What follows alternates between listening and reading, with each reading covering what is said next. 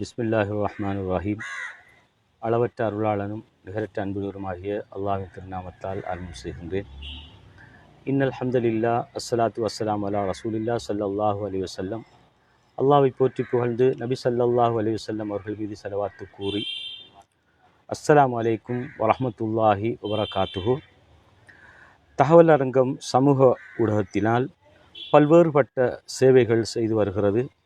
அந்த சேவைகளில் மிக முக்கிய சேவையாக இஸ்லாமிய விசேட நேர்காணல், இம்மை மறுமை வெற்றியின் மன்னித்தலின் வகிபங்கு எனும் தலைப்பிலே உரை நிகழ்த்துவதற்காக நேர்காணலுக்காக உளவளத்துணை ஆலோசகரும் அல் கலீஜ் பெண்கள் அரபு கல்லூரியின் விரிவுரையாளருமான அஷேக் ருஷைத் ஃபரீத் இஸ்லாமி அவர்கள் இங்கே வருகை தந்திருக்கின்றார்கள்.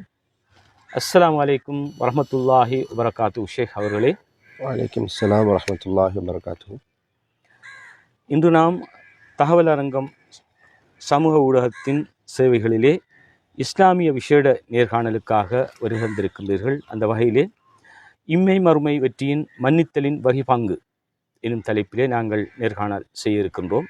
அந்த வகையிலே முதலாவது கேள்வியாக, இஸ்லாமிய சமூகத்தில் மன்னித்தல் ஒரு மனிதனில் செலுத்தும் தாக்கம் என்ன என்பது பற்றி சுருக்கமாக கூறுவீர்களா? ஆம், ஜஸாக்குமுல்லாஹ் ஹைரன். அல்ஹம்துலில்லாஹ், அஸ்ஸலாத்து வஸ்ஸலாமு அலா ரசூலில்லா வ அலா ஆலிஹி வ ஸஹ்பிஹி வ மன் தபிஅஹு பி இஹ்சானின் இலா யௌமித்தீன். அம்மா பஅத். தகவல் அரங்கம் ஊடகத்தின்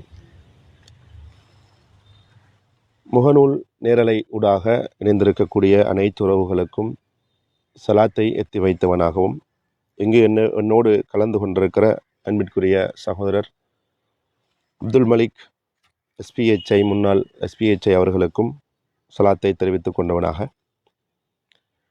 மன்னித்தல் என்கிற பகுதியை நாங்கள் பார்க்கிற பொழுது, உண்மையிலேயே இஸ்லாமிய மார்க்கத்தில் மன்னித்தல் இல்லை என்று சொன்னால் அவர் உலக வாழ்விலும் சரி மறுமை வாழ்விலும் சரி அவர் தோல்வியை அடைவார் என்பதுதான் உண்மையான நிதர்சனமான விடயம். ஏனென்றால் உலக வாழ்வில் சக மனிதர்களோடு அவர் புழங்குகிற சந்தர்ப்பத்தில் மன்னிக்கிற மனப்பான்மை, மன்னித்தல் என்கிற அந்த குணம் இன்றியமையாதது. முதலாவது, நாங்கள் இன்றைக்கு மனிதன் புரிந்து கொள்ளாத ஒரு விடயத்தை நாங்கள் பார்க்கிற பொழுது, இந்த உலகம் எப்படிப்பட்டது, இந்த உலகத்தில் நாங்கள் எதற்காக வந்திருக்கிறோம் என்ற விடயத்தை மறந்தவனாக இன்றைக்கு மனித சமூகம் வாழ்ந்து கொண்டிருக்கிறது. ஒவ்வொரு மனிதனும் அல்லாஹ்வினால் அருள் செய்யப்பட்ட சிலரை தவிர. ஏனென்றால் அழிந்து போகக்கூடிய உலகம் என்று இஸ்லாம் இந்த உலகத்தை சொல்கிறது. இந்த உலகம் இழிவானது, நிரந்தரமற்றது, மறுமை வாழ்வுதான் நிரந்தரமானது என்பதை இஸ்லாம் அல் குர்ஆனிலும் அஸ்ஸுன்னாவிலும் எங்களுக்கு பறைசாற்றி கொண்டிருக்கின்ற சூழ்நிலையில், மனிதன் மன்னிக்கின்ற மனப்பான்மையை மறந்து குரோதத்தையும் வஞ்சகத்தையும் கோபத்தையும் உள்ளத்திலே சுமந்தவனாக அவன் இந்த உலகத்திலே வாழ்ந்து கொண்டிருக்கிறான். உண்மையிலேயே நாங்கள் கவலைப்பட வேண்டிய ஒரு முக்கியமான விடயம்தான், மன்னித்தல் என்ற பண்பு இஸ்லாமிய சமூகத்தை விட்டும் தூரமாகிவிட்டது. ஆனால் அல்லாஹுடைய தூதர் ஸல்லல்லாஹு அலைஹி வஸல்லம் அவர்களை பொறுத்தவரையிலும் சரி, அவர்களால் பயிற்றப்பட்ட சஹாபாக்களுடைய வாழ்க்கையிலும் சரி, அவர்கள் 2 சாராரையும் தான் நாங்கள் எங்களுடைய முன்மாதிரிகளாக நாங்கள் ஏற்றிருக்கிறோம். ஆனால் அவ்வாறு இருந்தும் கூட இந்த முன்மாதிரி மிக்க சமூகத்திடம் இருந்த அந்த மன்னித்தல் என்கிற அந்த பண்பு, அந்த குணம் எங்களது சமூகத்தை விட்டும் புறையோடி போன ஒன்றாக, இல்லாமல் போன ஒன்றாக இருக்கிறது என்பதுதான் கவலையான விடயம். மன்னித்தலுக்கு அடையாள சின்னமே இஸ்லாமியர்கள் தான், முஸ்லிம்கள் தான். ஆனால் அது இன்றைய காலகட்டத்தில் அதற்கும் இஸ்லாத்திற்கும் அதற்கும் முஸ்லிம்களுக்கும் சம்பந்தமே இல்லை என்ற அளவுக்கு மாறி இருக்கிற ஒரு காலத்தில் நாங்கள் வாழ்கிறோம். இந்த மன்னிப்பை ஒரு மனிதன் கடை கொள்வானாக இருந்தால் அவனது தனி மனித வாழ்விலும் வெற்றியாக இருக்கும், குடும்ப வாழ்விலும் சரி, சமூகத்தோடு சேர்ந்து வாழ்கிற வாழ்க்கையிலும் சரி, அவன் ஒரு அழகான நிம்மதியான ஒரு வாழ்வை இந்த உலகத்திலும் அவனால் வாழ முடியும், மறுமையிலும் அவனால் வாழ முடியும் என்பதுதான் இஸ்லாத்தை அடிப்படையாக வைத்து நாங்கள் ஆய்வு செய்து பார்க்கிற பொழுது எங்களுக்கு தெளிவாக புரிந்து கொள்ள முடிகிறது. நிச்சயமாக தகவல் அரங்கம் சமூக ஊடகத்தின் சேவைகளிலே இஸ்லாமிய விசேட நேர்காணல் நிகழ்ச்சியிலே தொழில்நுட்ப உதவியில் ஈடுபட்டு கொண்டிருக்கின்றார் தகவல் அரங்கத்தின் பணிப்பாளர் அஹமத் அஷ்யாம் அவர்கள் ஈடுபட்டு கொண்டிருக்கின்றார்கள். நேர்களுக்கு இந்த சந்தர்ப்பத்திலே உரையாற்றி கொண்டிருக்கின்றார் ஷேக் மௌலவி ருஷைத் ஃபரீத் இஸ்லாமி அவர்கள். ஷேக் அவர்களே, மன்னித்தல் பற்றி குர்ஆன் சுன்னா ஒளியிலே என்ன கூறலாம்? உண்மையிலேயே மிக முக்கியமான ஒரு பகுதியை நீங்கள் தொற்றிருக்கிறீர்கள். குர்ஆன் சுன்னா அடிப்படையில் மன்னித்தல் பற்றி என்ன சொல்லப்பட்டிருக்கிறது? அல் குர்ஆன் ஆல இம்ரான் அத்தியாயம் 134வது வசனத்தை நாங்கள் பார்க்கிற பொழுது அதில் அல்லாஹு தஆலா மூமின்களுடைய பண்பு, இறை விசுவாசுடைய பண்பை பற்றி பேசுகிறார். அதில் வருகிற வசனம் பாருங்கள். அஊது பில்லாஹி மினஷ் ஷைத்தானிர் ரஜீம் வல் ஆஃபீன அனின் நாஸ். மூமின்களுடைய பண்பு, அவர்கள் மனிதர்களை அவர்கள் மன்னிக்கக்கூடியவர்களாக இருப்பார்கள்.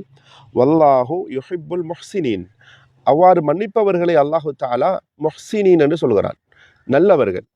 அப்போ அந்த நல்லவர்களை அல்லாஹு தஆலா விரும்புகிறான். அப்போ மன்னிப்பவர்கள் நல்லவர்கள், மன்னிப்பவர்களை அல்லாஹு தஆலா விரும்புகிறான் என்ற விடயத்தை அல் குர்ஆனிலே அல்லாஹு தஆலா சொல்லி காட்டுகிறான். அதே போன்று ஷூரா அத்தியாயம் ஷூராவிலே 40வது வசனத்திலே அல்லாஹ் சொல்கிறான், ஃபமன் அஃபா, யார் மன்னிக்கிறாரோ, ஃபஅஜ்ருஹு அலல்லாஹ், நோன்புக்கு அல்லாஹ் எவ்வாறு நோன்புக்கு நான் கூலி கொடுக்கிறேன் என்று அல்லாஹ் சொல்கிறானோ, நோன்புக்கு இன்னதான் கூலி என்று அல்லாஹ் சொல்லலை. இமாம் ஜமாத்தோடு ஒரு தொழுதால் அவருக்கு 27 மடங்கு நன்மை என்று சொல்லப்படுகிறது. ஹஜ்ஜு செய்தால் அவருக்கு இன்ன நன்மை என்று சொல்லப்படுகிறது. நோன்புக்கு இன்னதான் நன்மை என்று சொல்லலை, அவருக்கு அதுக்குரிய கூலியை நான் கொடுக்கிறேன். அப்போ அது நாங்கள் மறுமையில தான் அதை கண்டுகொள்ளணும்.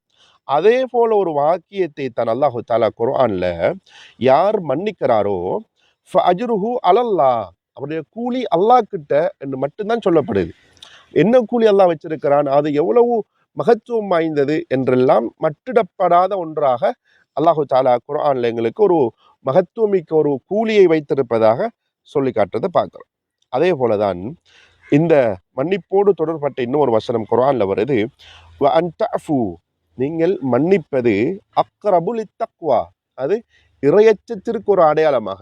ஒருத்தட்ட மன்னிக்கிற பண்பு இருக்கின்றால் அவர் இஸ்லாத்தின் பார்வையில் இறையச்சவாதி என்று அல்லாஹு தஆலா குர்ஆன்ல சொல்லி காட்டுகிறார். உண்மையிலேயே இந்த நான் சொன்ன இந்த 3 வசனமும் மிக முக்கியமான வசனங்கள். அதுல முதலாவது வசனம், மன்னிப்பவர்களை அல்லாஹ் விரும்புகிறான், மன்னிப்பவர்களுக்குரிய கூலியை இன்னதான் என்று மட்டிடாமல் நாளை மறுமையிலே அல்லாஹு தஆலா மகத்துவமாக அதை அந்த மன்னிக்கிற மனிதர்களை அல்லாஹு தஆலா கவனிப்பான். அதே போன்று மன்னிக்கிற ஒருவர் தக்வாதாரி என்ற விடயத்தையும் இந்த குர்ஆனிய வசனங்களை பார்க்கிற பொழுது எங்களுக்கு தெளிவாக விளங்குகிறது. அதே மாதிரி தான் 2 நபிமொழிகள் இருக்கின்றன பாருங்க. முஸ்லிம் கிரந்தத்தில் பதிவு செய்யப்பட்ட ஒரு அழகான செய்தி. அல்லாஹுடைய தூதர் ஸல்லல்லாஹு அலைஹி வஸல்லம் அவங்க சொல்றாங்க, மா ஜாதல்லாஹு அப்தன் பி அஃப்வின் இல்லா இஸ்ஸன். ஒருவர் மன்னிக்கிறதால அவருக்கு அல்லாஹு தஆலா கண்ணியத்தை அதிகப்படுத்துகிறான். மன்னிக்கிறதால கண்ணியத்தை அல்லாஹு தஆலா அதிகப்படுத்துகிறான். இப்போ நாங்கள் சமூகத்தில் நாங்கள் ஒரு பார்வை ஒன்று இருக்குது எங்கள் சகோதரர்களுக்கு மத்தியில், மன்னிச்சா நாங்கள் ஒரு செகண்ட் ஆகிற மாதிரி, ரெண்டாம் தரம் ஆகிற மாதிரி மன்னிக்கிற ஒருவரை பார்க்குறாங்க. அவர் ஒரு கையாளாகாதவர் என்ற மாதிரி, அவருக்கு இனி 7ஆவது கட்டத்தில் அவர் மன்னிக்கிறார் என்ற மாதிரி தான் இன்றைக்கு மக்களுடைய பார்வை இருக்குது. ஆனால் உண்மையில் மன்னிப்பவரை பற்றி அல்லாஹு தஆலாவின் தூதர் ஸல்லல்லாஹு அலைஹி வஸல்லம் அவங்க சொல்கிற டைமில் அவர் மன்னிக்க மன்னிக்க அவரது கண்ணியத்தை அல்லாஹ் உயர்த்துகிறான். வமா தவாலா, அப்படி ஒருவர் மன்னிக்கிறதால வெளிரங்கத்தில் அவர் பனீரா போல, தாழ்ரா போல, செக்கனாகரா போல விளங்கினாலும், வமா தவால அஹதுன் லில்லாஹி இல்லா ரஃபஅஹுல்லாஹ், ஒருவர் பணிந்து நடந்தால், ஒருவற்றை பணிந்து நடக்கிற குணம் இருந்தால் தான் அவரால் மன்னிக்க முடியும். கர்வம் இருந்தால் அவரால் மன்னிக்க முடியாது. தாழ்ந்து நடக்கக்கூடிய, பணிவாக நடக்கக்கூடிய குணம் ஒருவர்கிட்ட இருக்கும் என்றால் அவரை அல்லாஹு தஆலா உயர்த்துவான் என்பது அல்லாஹுடைய தூதர் ஸல்லல்லாஹு அலைஹி வஸல்லம் உடைய வாக்குறுதியாகவும் இருக்கிறது. எனவே மன்னித்தல் என்பது மிக முக்கியமானது என்பதை இந்த குர்ஆன் மற்றும் அல் குர்ஆனிய வசனம் மற்றும் ஹதீஸ் ஊடகங்களுக்கு தெளிவாக புரிந்து கொள்ளக்கூடியதாக இருக்கிறது. நிச்சயமாக ஷேக் அவர்களே, மன்னிப்பு சம்பந்தமாக அல்லாஹ் இறையச்சம் உள்ளவனாக எம்மை ஆக்குகின்றான் என்றும் மன்னிப்புக்குரிய கூலியை அல்லாஹ் கொடுப்பதாக கூறியிருக்கின்றான் என்கின்ற விடயம் உண்மையிலேயே நாங்கள் புதிதாக வெளிப்படுகின்ற ஒரு முக்கியமான குர்ஆன் சுன்னாவாக இருக்கின்றது. ஜஸாக்குமுல்லாஹ். தொடர்ந்து எங்களுடைய இம்மை மறுமை வெற்றியில் மன்னித்தலின் வகைபாகம் என்ற நிகழ்ச்சியிலே நபி ஸல்லல்லாஹு அலைஹி வஸல்லம் அவர்களும் சஹாபாக்களும் எவ்வாறான வேளைகளில் மக்களை மன்னித்தார்கள் என்பது பற்றி சற்று விளக்கமாக கூற முடியுமா? உண்மையில் இந்த விடயம் பற்றி பேச போனால் எங்களுக்கு நேரமும் போதாது என்கின்ற அளவுக்கான சான்றுகள் நிறைய இருக்கின்றன. அல்லாஹுடைய தூதர் ஸல்லல்லாஹு அலைஹி வஸல்லம் உடைய வாழ்விலும் சரி, சஹாபாக்களுடைய வாழ்விலும் சரி, மன்னித்தல் என்பது இன்றியமையாத ஒரு பங்காக இருந்திருக்கிறது. எங்களுக்கு தெரியும், இஸ்லாத்தினுடைய ஆரம்ப காலகட்டம் என்பது மிகவும் சோதனையான, மிகவும் சிக்கல் நிறைந்த ஒரு சூழ்நிலையை சஹாபாக்களுக்கும் நபி ஸல்லல்லாஹு அலைஹி வஸல்லம் அவர்களுக்கும் அன்றிருந்த சமூகம் கொடுத்தது. உயிர் அச்சுறுத்தல் இருந்தது. எந்த அளவுக்கு என்றால், நபி ஸல்லல்லாஹு அலைஹி வஸல்லம் உடைய தலையை விலை பேசினார்கள். சஹாபாக்களை நிம்மதியாக வாழவிடக்கூடாது என்பதில் கங்கணம் கற்றிருந்தார்கள். குடும்ப உறவு கூட, நானா தம்பி கூட சஹாபாக்களுக்கும் நபி ஸல்லல்லாஹு அலைஹி வஸல்லம் அவர்களுக்கும் மிக பெரும் இன்னல்களையும் துன்பங்களையும் கொடுக்கக்கூடியவர்களாக இருந்தார்கள். உண்மையில் ஒரு அழகான ஒரு சம்பவம், ஆனால் ஒரு கவலையான ஒரு நிகழ்வும் தான். நபி ஸல்லல்லாஹு அலைஹி வஸல்லம் அவர்கள் தாயிஃப் பிரதேசத்திற்கு இஸ்லாத்தை பரப்புவதற்காக பயணம் செய்கிறாங்க. அங்கே போனால் அங்கே இருக்கிற தலைவர்கள் ஏனைய மக்களை தூண்டி விடுகிறார்கள், இஸ்லாத்தை எதிர்க்கிறார்கள். நபி ஸல்லல்லாஹு அலைஹி வஸல்லம் அவர்களுடைய பிரச்சார பணியை முடக்க முயற்சி செய்கிறார்கள். அப்போ சிறுவர்களை தூண்டி விட்டு சொல்கிறார்கள், இது பைத்தியக்காரன், இவர் சுயநிலை உள்ளவர் இல்லை, இவரை நீங்கள் என்ன செய்யுங்க, அடித்து ஊரை விட்டும் விரட்டி அடியுங்கள் என்று சொல்லி கல்லை எடுத்து நபி ஸல்லல்லாஹு அலைஹி வஸல்லம் அவர்களுக்கு அடிக்க தொடங்குகிறார்கள். அல்லாஹுடைய தூதர் ஸல்லல்லாஹு அலைஹி வஸல்லம் அவருடைய இரத்தம் தாயிஃப் முழுவதும் வீதிகளில் வடிந்து ஓடியது என்பதை நாங்கள் வரலாற்று நிகழ்வுகளூடாக நாங்கள் பார்க்கிறோம். நபி ஸல்லல்லாஹு அலைஹி வஸல்லம் அவங்க சிறுவர்களால் நபி அவர்களுடைய காலை குறிவைத்து தாக்கி ஊரை விட்டும் விரட்டி அடிக்கிறார்கள். நடக்க முடியாமல் தாயிஃபை விட்டு வெளியேறி நபி ஸல்லல்லாஹு அலைஹி வஸல்லம் அவங்க ஒரு மரத்திற்கு கீழே அமர்கிறார்கள்.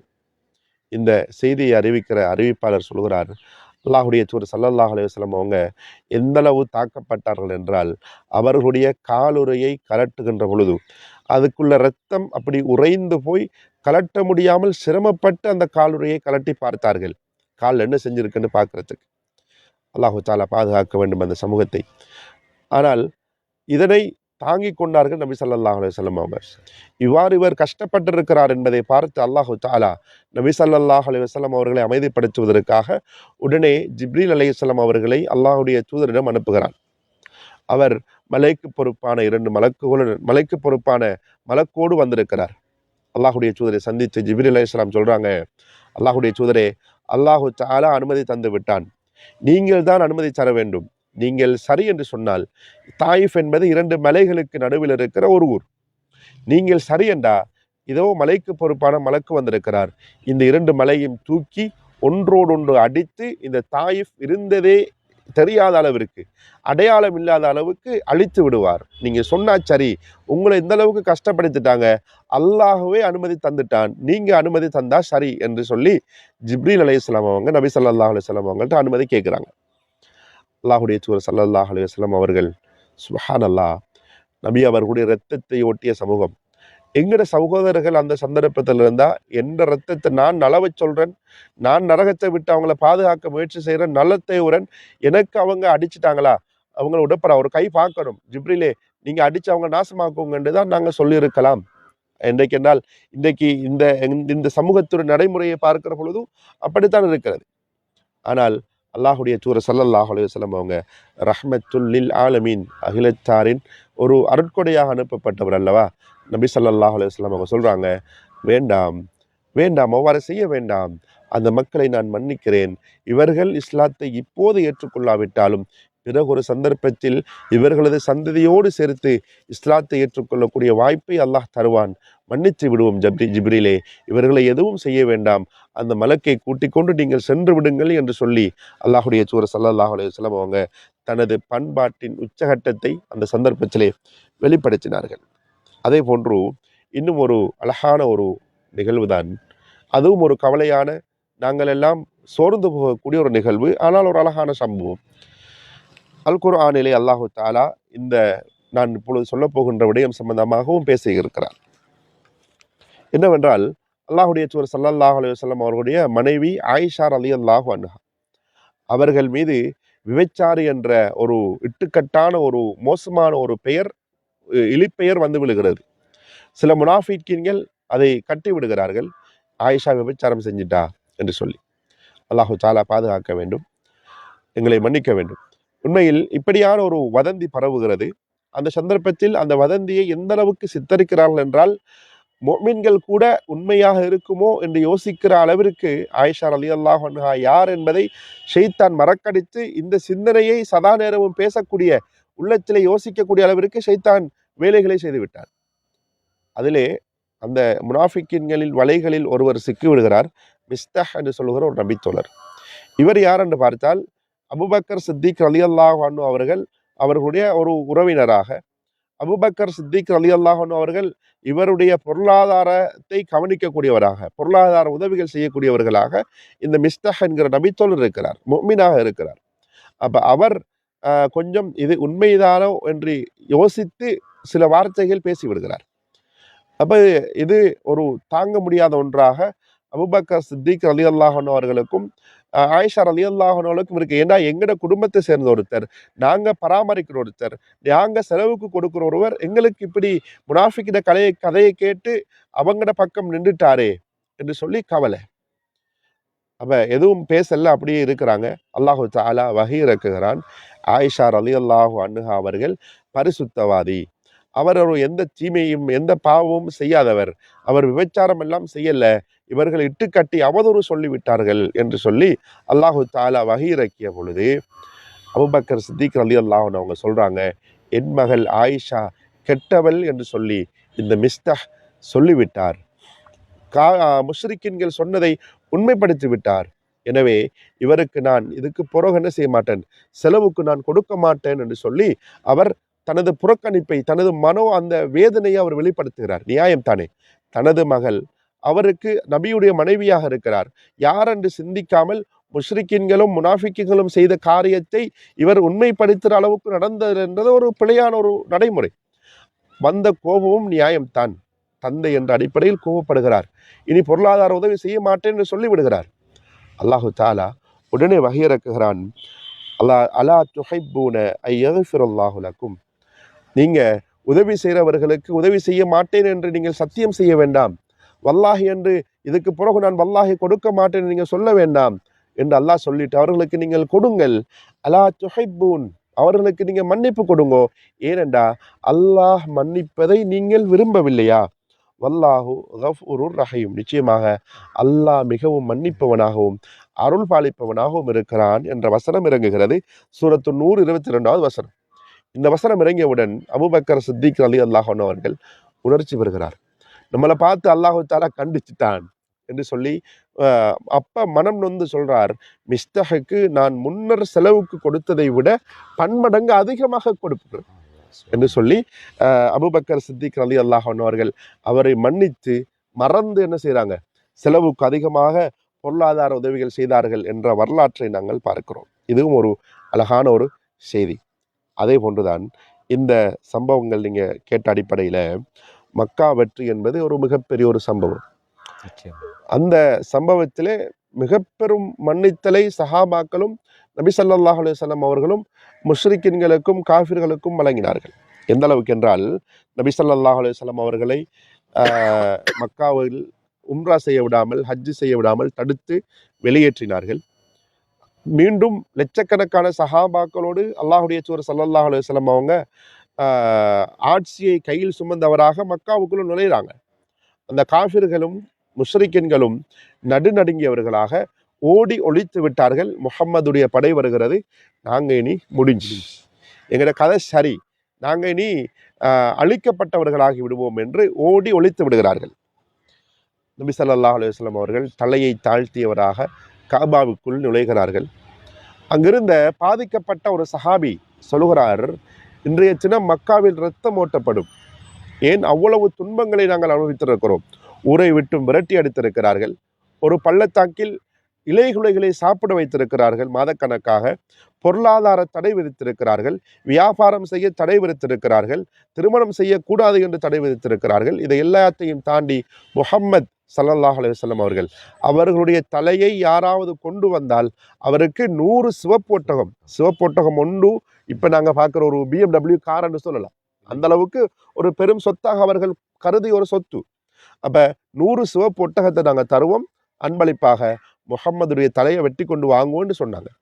அந்த அளவுக்கு மிக மோசமான நடைமுறைகளை செய்த மக்கள். இன்னும் சொல்ல போனால் நபி ஸல்லல்லாஹு அலைஹி வஸல்லம் அவங்க தொழுது கொண்டிருக்கிற டைமில் மக்காவில் காபத்துல்லாவில் சுஜூதில் இருக்கிற அழுகின ஒட்டகத்தில் அந்த குடல் செட்டை அப்படியே கொண்டு வந்து கழுத்தில் போடுறாங்க. அந்த அளவுக்கு மோசமான செயற்பாடுகளை செஞ்ச மக்கள் தான் அந்த காஃபிர்கள்.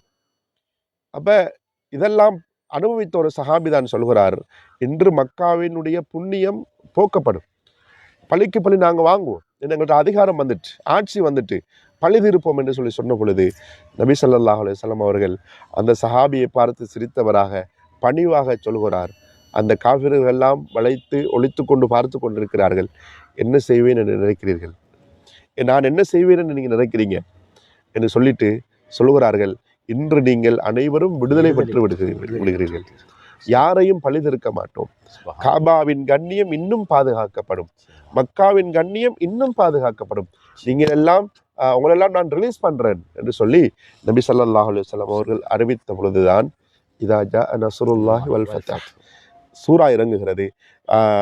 மக்கா வெற்றியும் அல்லாஹுடைய உதவியும் உங்களுக்கு வந்த பொழுது வரஐத்தன் நாஸ யதுகுலூன ஃபீ தீனில்லாஹி அஃப்வாஜா, அந்த மன்னிப்பு வழங்கியதற்கு பிறகுதான் மக்கள் சாறை சாறையாக இஸ்லாத்திற்குள் வந்தார்கள். மன்னிக்காம எல்லாரையும் வெட்டுங்கோ, எல்லாரையும் பிடிச்சி சிறையில் அடைக்கும் என்று சொல்லி இருந்தால் எல்லாம் முடிஞ்சு. ஆனால் அப்படி சொல்லுபவர் அல்லாஹுடைய தூதர் ஸல்லல்லாஹு அலைஹி வஸல்லம் அல்ல என்பதை நாங்கள் இந்த வஹி அடிப்படையாக வைத்து நாங்கள் பார்க்கிற பொழுது எங்களுக்கு தெளிவாக விளங்குகிறது. இந்த அளவிற்கு சொல்லன்னா துன்பங்களையும் துயரங்களையும் வழங்கிய மக்களை நபி ஸல்லல்லாஹு அலைஹி வஸல்லம் அவங்க மன்னித்து விட்டார்கள். நீங்கள் எல்லாம் மன்னிப்பு வழங்கப்பட்டவர்கள் என்று சும்மா மன்னிப்பு வழங்கினாங்க. உண்மையிலே இது எங்களுக்கு ஒரு மிகப்பெரிய ஒரு சான்றாகத்தான் இருக்கிறது. நிச்சயமாக ஷேக் அவர்களே, தகவல் அரங்கம் சமூக ஊடகத்தின் சேவைகளிலே மிக முக்கியமான ஒரு சேவையாக இஸ்லாமிய விசேட நேர்காணல் இன்று இடம்பெற்று கொண்டிருக்கிறது. அந்த நேர்காணலிலே இம்மை மறுமை வெற்றியின் மன்னித்தலின் வைபாகம் என்ற தலைப்பிலே அஷேக் மௌலவி ருஷைத் ஃபரீத் அவர்கள் எங்களோடு இணைந்திருக்கிறார்கள். தொழில்நுட்ப உதவியாக எங்களுடைய தகவல் அரங்கத்தின் பணிப்பாளர் அஹமத் ஷியாம் அவர்கள் இணைந்திருக்கிறார்கள். இந்த வகையிலே எங்களுடைய ஷேக் அவர்களே, இன்று நாங்கள் சமூகத்திலே பார்க்கின்றோம், படித்த ஒருவர் பாமரிடம் மன்னிப்பு கோருவதா, ஒரு உலமா ஒரு சாதாரண விவசாயியிடம் மன்னிப்பு கோருவதா, அதே போன்று ஒரு நீதிபதி சாதாரண ஒரு மனிதரிடம் மன்னிப்பு கோருவதா, தாய் பிள்ளையிடம் மன்னிப்பு கோருவதா, பிள்ளை தாயிடம் மன்னிப்பு கோருவதா, கணவன் மனைவியிடம் மன்னிப்பு கோருவதா, மனைவி கணவனிடம் மன்னிப்பு கோருவதா என்று ஒரு ஏற்றத்தாழ்வான ஒரு சிந்தனை எமது சமூகத்திலே இருக்கிறது. உண்மையாக ஷேக் அவர்களே, இப்பொழுது நாங்கள் ஒரு தவறு செய்துவிட்ட ஒருவர், அவர்களிடம் எவ்வாறு மன்னிப்பு கோருவது, எவ்வாறான வார்த்தைகளை நாங்கள் பாவிக்க வேண்டும், இவ்வாறு மன்னிப்பு கோருவதிலே ஏற்றத்தாழ்வுகள் எமது இஸ்லாமிய சமூகத்தில் இருக்கின்றதை எவ்வாறு நாங்கள் போக்கலாம்? உண்மையிலேயே எங்களை இஸ்லாமிய சமூகத்தை பொறுத்த வரைக்கும் சிறந்த ஒரு தலைவராக நாங்கள் பார்ப்பது அல்லாஹுடைய தூதர் ஸல்லல்லாஹு அலைஹி வஸல்லம் அவர்களைத்தான். அவர்களை விட ஒருவர் உலகத்தில் உயர்ந்தவர் இருக்கிறாரா என்று பார்த்தால் நாங்கள் காண முடியாது. அவரே இறங்கி வந்து அடுத்தவர்களிடம் மன்னிப்பு கேட்டிருக்கிறார் என்ற சான்று எங்களிடத்தில் இருக்கிறது. அப்படி என்றால் அவர்களே இறங்கி வந்திருக்கிறார்கள் என்றால் நாங்கள் ஏன் இறங்கி வர முடியாது? லட்சக்கணக்கான சஹாபாக்கள் முன்னால் நிற்கிற பொழுது ஒரு அழகான சம்பவம், அல்லாஹுடைய தூதர் ஸல்லல்லாஹு அலைஹி வஸல்லம் மரண தருவாய், நாள் நெருங்குகிறது, நீங்கள் மரணிக்கப் போகிறீர்கள் என்ற செய்தி அல்லாஹ் மூலம் நபி ஸல்லல்லாஹு அலைஹி வஸல்லம் அவர்களுக்கு அறிவிக்கப்படுகிறது. இப்போ நபி ஸல்லல்லாஹு அலைஹி வஸல்லம் அவர்கள் மக்கள் மன்றத்தில் தன்னை அர்ப்பணிக்கிறார்கள். நான் முன்னுக்கு நிற்கிறேன், நீங்கள் வேண்டியதை செஞ்சு கொள்ளுங்க, பழிதிருக்கிறார்கள் பழிதீருங்க, நான் ஏதாவது உங்களுக்கு தவறிழைத்திருந்தால் அதனை பேசி நீங்கள் திருத்து கொள்ளுங்கள், யாருக்காவது தவறு பிழைகள் குற்றங்கள் இருந்தால் அதனை நீங்கள் மன்னித்து கொள்ளுங்கள் என்று நபி ஸல்லல்லாஹு அலைஹி வஸல்லம் அவங்க மக்கள் மன்றத்தில் லட்சக்கணக்கான சஹாபாக்களுக்கு முன்னால், காஃபிர்களுக்கு முன்னால், முஷ்ரிக்கின்களுக்கு முன்னால், முனாஃபிக்குகளுக்கு முன்னால் இந்த அறிவித்தலை விடுக்கிறார்கள். உண்மையில் இது ஒரு மிகப்பெரிய ஒரு முன்மாதிரி. ஏனென்றால் வெட்கப்படுகின்ற ஒரு விடயம் அல்ல. ஏன் இந்த உலகத்தில் ஒருவன் மன்னிக்கவில்லை என்றால் மறுமையில் நாங்கள் தப்பிக்க முடியாது. அல்லாஹ் மன்னிக்காத 2 விடயங்கள் இருக்கின்றன. ஒன்று, அல்லாஹ்விற்கு ஷிர்க் செய்கிறது. அல்லாஹ் அதனை நாங்கள் தௌபா செய்யாமல் அதனை மன்னிக்க மாட்டான். அப்படியே ஒருவர் மௌத்தானால் தௌபா செய்யாத நிலையில் அவர் நிரந்தர நரகம்.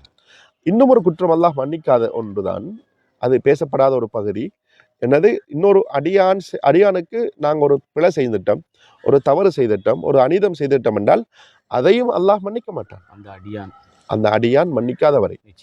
அப்ப மன்னிக்காத நிலையில், நாங்கள் மன்னிப்பு கேட்காத நிலையில் குறித்த அடியானும் மன்னிக்கவில்லை என்றால் அதே நிலையில் நாங்கள் அல்லாஹ்வை சந்தித்தால் நிச்சயமாக எங்களுக்கு நரக தண்டனை கிடைப்பதற்கான வாய்ப்பு இருக்கிறது. ஏனென்றால் இணை வைத்தலை எப்படி அல்லாஹ் விரும்பினால் மன்னிக்க மாட்டானோ அதே போன்றுதான் பாதிக்கப்பட்டவர் மன்னிக்காதவரை இவரையும் அல்லாஹ் தஆலா மன்னிக்க மாட்டான். எனவே நிச்சயமாக நாங்கள் இறங்கி வருவதில் எங்களுக்கு எந்த குறைபாடும் ஏற்பட போவதில்லை. நபி அவர்களே இறங்கி வந்திருக்கிறார்கள். லட்சக்கணக்கான மக்களுக்கு முன்னால் வந்து மன்னிப்பு கேட்டார்கள். எதுவுமே செய்யாதவர். அப்ப மன்னிப்பு கேட்ட சந்தர்ப்பத்தில் யாராவது எழும்பி எங்களுக்கு நீங்க எப்படி பேசிருக்கிறீங்க, எங்களை மனசு நோகடிச்சிருக்கிறீங்க என்றெல்லாம் நபி ஸல்லல்லாஹு அலைஹி வஸல்லம் உங்களுக்கு முன்னால சொன்னாங்கன்னு பார்த்தால் யாரும் சொல்லலை, லட்சக்கணக்கான மக்களுக்கு முன்னால. அப்ப அப்படியான ஒரு முன்மாதிரி மிக்க தலைவரோடு நாங்கள் பயணிக்கிறோம் என்று சொன்னால் நாங்கள் மறுமை வெற்றிக்காக ஒருவரிடம் சென்று நான் உங்களுக்கு இப்படி ஒரு பிழையை செஞ்சுட்டேன், நீங்க மன்னிச்சு கொள்ளுங்க என்று கேட்பதில் எங்களுக்கு எந்த குறையும் வராது. அப்படி சொன்னால்தான் அவரை மன்னிக்க வைக்க வேண்டும். இல்லை என்றால் மறுமை வெற்றி எங்களுக்கு கிடைக்காது. அந்த எண்ணத்தை ஒருவர் உள்ளத்தில் கொண்டு வராக இருந்தால் சிறியவரோ பெரியவரோ பதவியோ பட்டமோ எதுவும் எங்களுக்கு இந்த உலகத்தில் பெரிது கிடையாது மறுமை வெற்றிக்கு முன்னால் என்பதை நாங்கள் தெளிவாக புரிந்து கொள்ளலாம். அதோடு இணைந்த ஒரு சிறிய ஒரு பகுதிதான் ஷேக் அவர்களே, சிலர் பார்க்கின்றோம், சில தாய் தந்தையர்கள், சில பிள்ளைகள், கணவன் மனைவிகள், நண்பர்கள், சகோதரர்கள், இவ்வாறு நெருக்கமான உறவுகள் இருக்கின்றவர்கள் கூட உன்னை நான் மன்னிக்க மாட்டேன், நீ மௌத்தானாலும் எனது மையத்தில் முழிக்கக்கூடாது, நான் என்னுடைய வளவுக்குள் நீர் கால் வைக்கக்கூடாது என்றெல்லாம் இஸ்லாமிய சமூகத்திலே கூறுகிறார்களே, அவர்களுக்கு நாங்கள் கொடுக்கின்ற விளக்கம் என்ன? உண்மையில் அது ஒரு தவறான ஒரு நடைமுறை என்று தான் நாங்கள் சொல்ல வேண்டும். கவலையான விடயமும் கூட. ஏனென்றால் இஸ்லாத்தை அறிந்தவர்கள் இவ்வாறு நடக்கக்கூடாது. அல்லாஹ்வுடைய தூதர் ஸல்லல்லாஹு அலைஹி வஸல்லம் அவங்க 2 விதமான செய்திகளை சொல்கிறார்கள். ஒன்று குடல்வாய் உறவு, இன்னொன்று பொதுவான முஸ்லீம். சிலர் சொல்கிறார்கள் அவங்க எங்களுக்கு உறவே கிடையாது என்று சொல்லி. சரி, உறவில்லை என்றாலும் பொதுவான ஒரு முஸ்லீமோடும் நாங்கள் பேசாமல் இருக்க முடியாது, குரோதத்தோடு இருக்க முடியாது. 3 நாட்கள் தான் ஒரு முஸ்லீமோடு இன்னொரு முஸ்லீம் பேசாமல் இருக்கலாம். அதற்கு மேல் எங்களது கோபத்தையோ எங்களது ரோஷத்தையோ எங்களது குரோதத்தையோ அடக்கி வைப்பதற்கோ மறைத்து வைப்பதற்கோ வெளிக்காட்டுவதற்கோ அங்கீகாரம் இல்லை இஸ்லாத்தில். அப்போ 3 நாட்களுக்குள் எங்களது ரோஷத்தை நாங்கள் வெளிப்படுத்தலாம். எங்களுக்கு இவர் செஞ்சுட்டாரே என்று நாங்கள் 3 நாட்களுக்குள் ஆத்திரத்தோடு இருக்கலாம். 3 நாள் முடிந்த பிறகு நாங்கள் மன்னிப்பு கேட்க வேண்டும், மன்னிப்பு கொடுக்க வேண்டும். ஏனென்றால் அது ஒரு இன்றியமையாத ஒன்றாக இருக்கிறது. இன்றைக்கு நீங்கள் சொன்ன மாதிரி ஒரு தந்தை பிள்ளையோடு சொல்லுவா அந்த முகத்திலே முழிக்காத. சில பெற்றோர்கள் சொல்லுவாங்க ஆணு சொல்லி விடுவேன் ஒன்று உண்ட சொத்திலே மினி முழிக்கக்கூடாது என்று சொல்லி ஒரு மோசமான ஒரு நடைமுறையை கைக்கொள்வதை பார்க்கிறோம். உண்மையில் அவர்கள் பாவம், மார்க்க அறிவு சரியான முறையில் கிடைக்காதன் காரணத்தினால்தான் இவர்கள் இவ்வாறு நடக்கிறார்கள்.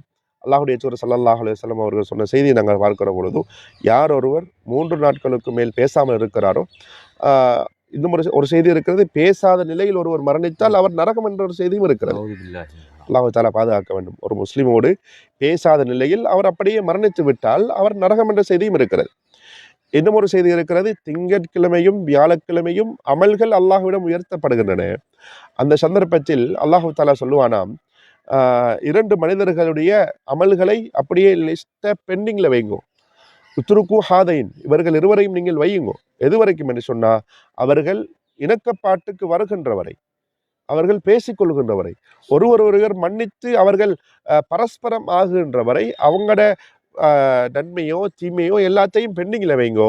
அவங்க ஒத்துமையான பிறகு எடுத்து காட்டுங்கோ, நான் மன்னிக்கிறேன்னு அல்லாஹ் சொல்வதாக நபி ஸல்லல்லாஹு அலைஹி வஸல்லம் அவங்க சொல்கிறாங்க.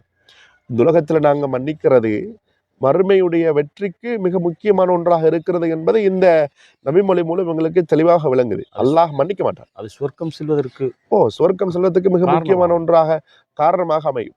ஏன் அல்லாஹ் மன்னிக்கிறது எங்களோட மறுமை வெற்றிக்கு மிக முக்கியமான ஒன்று. அப்ப இந்த பேசாத மக்களை அல்லாஹ் மன்னிக்க மாட்டான், அவங்களோட அமல்களை பெண்டிங்ல வைக்கிறான் என்றால் எதுவும் எங்களுக்கு ஒன்றும் கிடைக்க போகிறதில்ல. அதே நிலையில் மௌத்தானால் அல்லாஹ் மன்னிக்காத நிலையில் நாங்கள் மௌத்தாக போறோம், அமல்கள் ஏற்றுக்கொள்ளப்படாத நிலையில் நாங்கள் மௌத்தாக போறோம் என்று சொன்னா நிச்சயமாக துரதிர்ஷ்டவசம் தான். அல்லாஹு தஆலா பாதுகாக்க வேண்டும். எனவே இவ்வாறான நிலையில் இருக்கிற அன்பான உறவுகள், நாங்கள் யாரிடமாவது பேசாமல் இருந்தால் அல்லாஹ்விற்காக பேசுங்கள். அப்பொழுதுதான் எங்களது அமல்கள் அல்லாஹ்விடத்திலே உயர்த்தி காட்டப்படும். இதே போன்று ஷேக் அவர்களே, சிலர் நாம் மன்னிப்பு கேட்டாலும் சிலர் நான் மன்னிக்க மாட்டேன் என்று உறுதியாக கூறுவார்கள். அப்படியானால் அவர்களுக்கு பாவம் சொல்லுவார்கள். நான் மன்னிக்க மாட்டேன் என்று சொல்வது நிலை என்ன? மன்னிக்க மாட்டேன் என்று சொல்கிறவர்களுக்கு பாவம் இல்லை. ஏனென்றால் பாதிக்கப்பட்டவராக இருந்தால் அவருக்கு மறுமையில் பிடிப்பதற்கும் அதிகாரம் இருக்கிறது. நிச்சயமாக. நான் ஒருவருக்கு ஒரு அநிதம் செய்து விட்டேன் என்றால் அல்லாஹ் பாதுகாக்க வேண்டும். நான் மன்னிப்பு கேட்கிறேன், என்னை மன்னித்துக் கொள்ளுங்கள், இப்படி ஒன்று செய்து விட்டேன் என்று. அவர் உள்ளத்தால் பாதிக்கப்பட்டு உன்னை நான் மன்னிக்க மாட்டேன், மறுமையில் பார்த்துக்கொள்றேன் என்று சொல்வதற்கும் அதிகாரம் இருக்கிறது. ஏனென்றால் அவர் பாதிக்கப்பட்டவர். அவருடைய பிரார்த்தனை அல்லாஹ் தஆலா நேரடியாக ஏற்றுக்கொள்கிறார், எந்த திரையும் இல்லை. அப்படி இருக்கிற பொழுது அவர் மறுமையிலும் பிடிக்கலாம், மன்னிக்காமலும் இருக்கலாம். ஆனால் நான் இறுதியில் சொல்லலாம் என்று வைத்திருந்த ஒரு செய்தி ஒன்று இருக்கிறது, நீங்கள் கேட்டதனால் நான் சொல்கிறேன். அல்லாஹ்வுடைய தூதர் ஸல்லல்லாஹு அலைஹி வஸல்லம் அவங்க ஒரு சம்பவத்தை சொல்கிறார்கள். மறுமையில் அல்லாஹ் ஒரு அடியானை அழைப்பானாம். அழைத்து அவனுடைய பாவங்களை அல்லாஹ் தஆலா எடுத்து காட்டுவான்.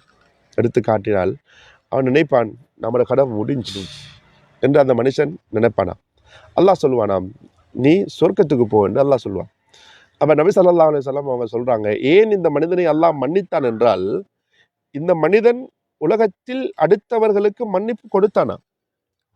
மத்தாக்களுக்கு மன்னிச்சு எனக்கு என்ன அநியாயம் செஞ்சாலும் பரவாயில்ல, போகட்டும். எனக்கு அடிச்சாயா, சரி போ.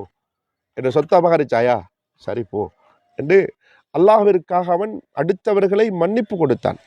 அவன் மன்னிப்பு கொடுத்தது அல்லாஹ்க்கே ரோஷம் வர அளவுக்கு மன்னிப்பு கொடுத்திருக்கிறான். சுப்ஹானல்லாஹ். அதனால் தான் அல்லாஹ் சொல்கிறான், மன்னிப்பதற்கு நான் தான் மிக தகுதியானவன்.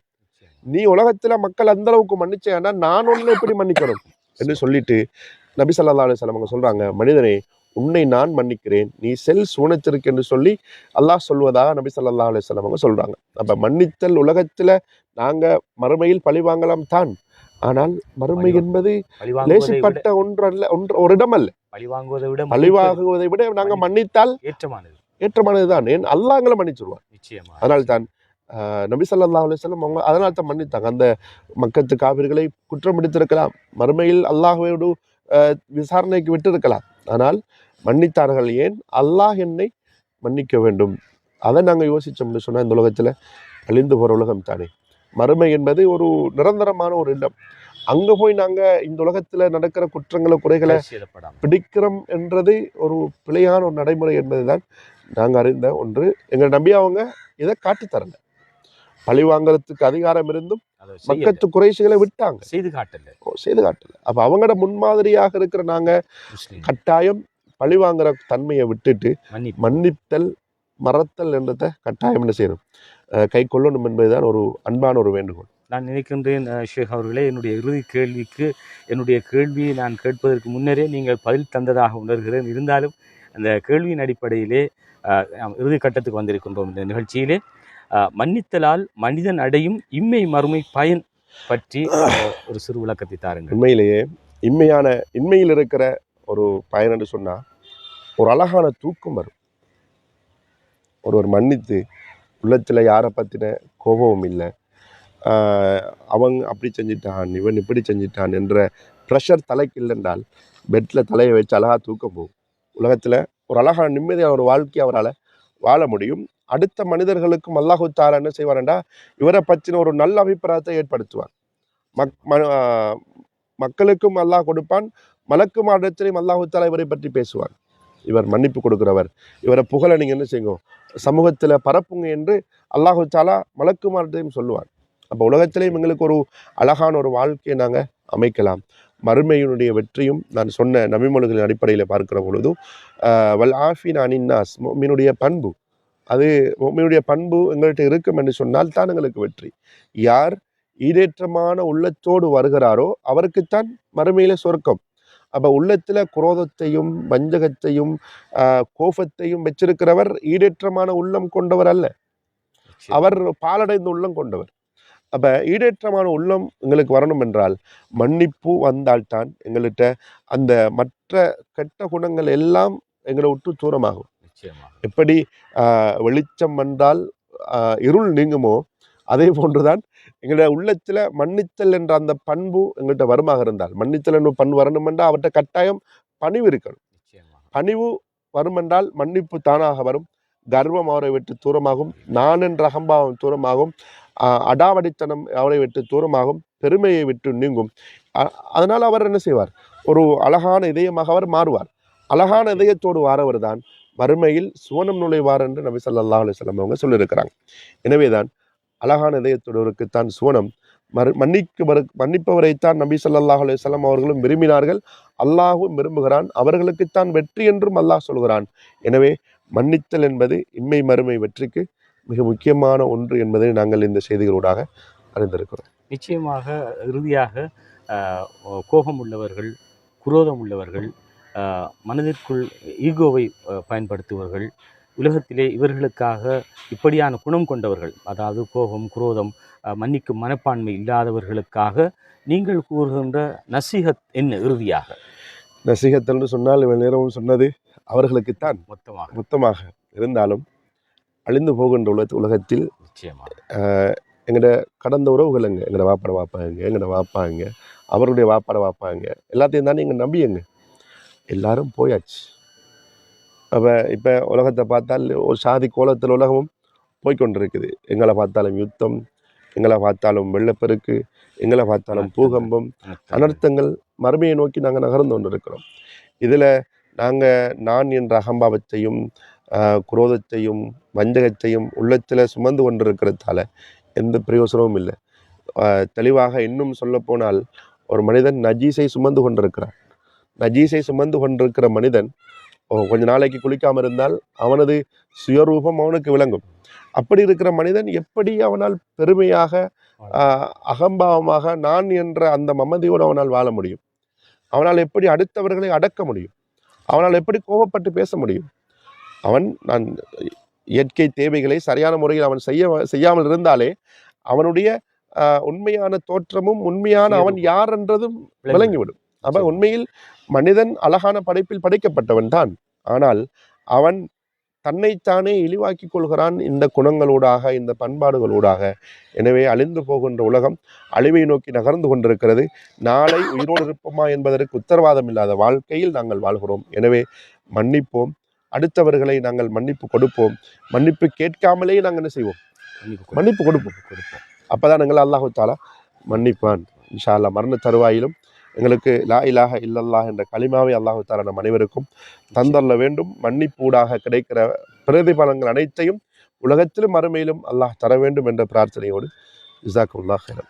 தகவல் அரங்கம் சமூக ஊடகத்தில் சேவைகளில் ஒன்றாக இஸ்லாமிய விசேட நேர்காணல் இம்மை மறுமை வெற்றியின் மன்னித்தலின் வகிபாகம் என்ற தலைப்பிலே எங்களுடைய நேர்காணலில் கலந்து கொண்டார் எங்களுடைய அஷேக் மௌலவி ருசைத் ஃபரீத் இஸ்லாமி அவர்கள்.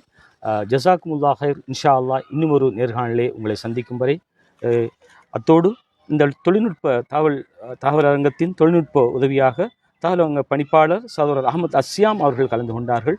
இந்த சந்தர்ப்பத்தில் அஷேக் அவர்களே உங்களுக்கும் தகவல் அரங்கம் சார்பாக மனமார்ந்த நன்றிகள். ஜஸாக்குமுல்லாஹ் ஹைர். அதே போன்று தகவல் அரங்க பணிப்பாளர் அஹமத் அஸ்யாம் அவர்களுக்கும் இந்த சந்தர்ப்பத்திலே ஜஸாக்குமுல்லாஹ் ஹைர் கூறி விடைபெறுகின்றேன். நான் KPM ஷரீஃப் அப்துல் மலிக். அஸ்ஸலாமு அலைக்கும் வரஹ்மத்துல்லாஹி வபரகாத்துஹு. சுப்ஹானக்கல்லாஹும்ம வபிஹம்திக அஷ்ஹது அன் லா இலாஹ இல்லா அன்த அஸ்தக்ஃபிருக வ அத்தூபு இலைக்.